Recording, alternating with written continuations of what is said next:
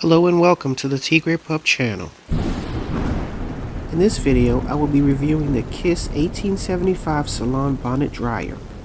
If you would like to hear my review on this product, then please keep watching.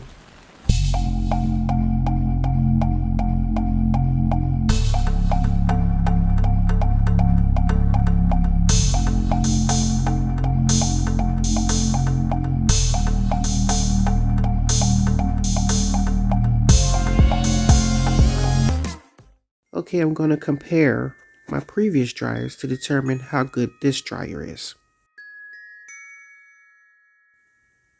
I'm going to start off with my Conair Pro Styler 1875. I had this dryer for many years. As you can see, there's tape on the sides that was to keep the lid closed. I ran into a bit of a problem when I tried to dry Mannequin's hair. A heating element burnt right through it. The bottom, as you can see here, is pretty dangerous. And give me a close-up. So I don't really use this one anymore. I really should throw it away, but it still works. I don't know why I'm keeping it, but you can see where it scorched the floor where I had it resting. My next dryer is my Laila Ali Bonnet dryer. My next dryer is actually a bonnet dryer. After a few months, as you can see, the cap ripped, and I tried to call the distributor, which is, I believe it was Conair, if I'm not mistaken. I don't remember. I could not get a replacement. Also, the hose would never stay connected to the bonnet. I still use this dryer mostly for my mannequin heads. I put them in boxes and I use the hose to connect it inside the box to get the hair dry. So I'm not throwing that out anytime soon. And now on to my Kiss 1875 bonnet dryer. I actually broke the initial dryer. I had it on the edge of the bed with it fully extended, and it had fell off and broken at the neck or whatever. So I had to go back and purchase another one. So right here I'm just going to show you what the box looks like when you make your purchase. Before my dryer had broken, I was using it to dry my mannequin's hair, wigs, actually do deep conditioning and drying on my own hair, so it was pretty useful for me.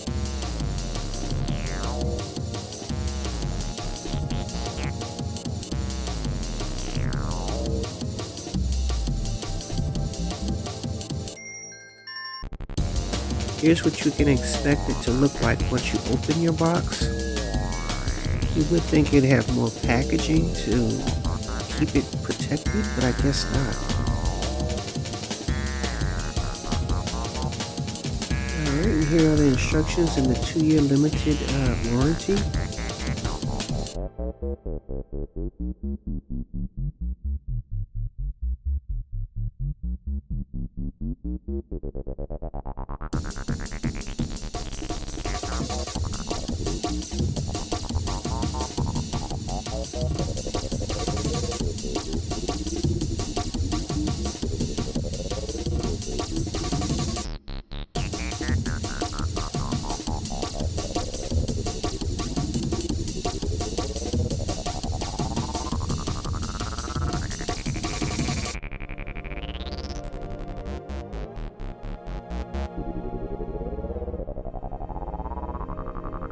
Here you have your clasp,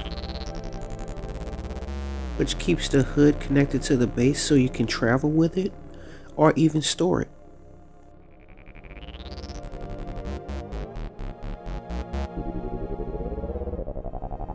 And here's your air vent. Right here I'm just going to show you the air vents on the bottom and the top. And you got your handle right here. And this air vent right here is not supposed to obstruct it in any way.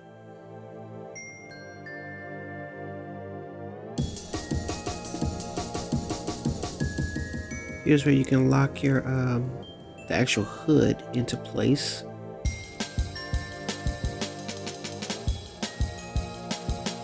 Here's where you can use the adjustable neck thing, whatever. And and this is how I do it, because it's kind of difficult with it like sticking straight up. I don't know if that makes any sense. So that's it in the locking position here, and I'm going to tilt the neck down again in order to lower the neck.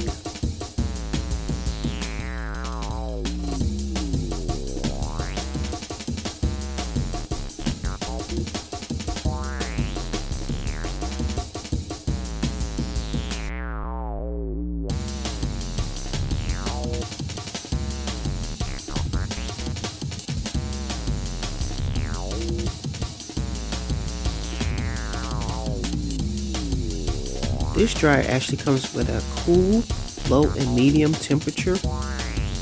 My Conair only had low and high, so that's an improvement.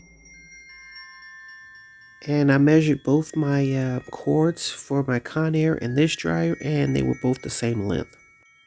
In my opinion, I think I have a really great dryer here. This Kiss dryer had more heat setting options than my Conair.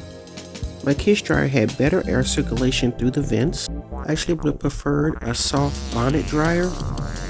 Honestly, it was no good after the cap had ripped, and it was so difficult to find a replacement. It just wasn't worth the trouble of purchasing another one.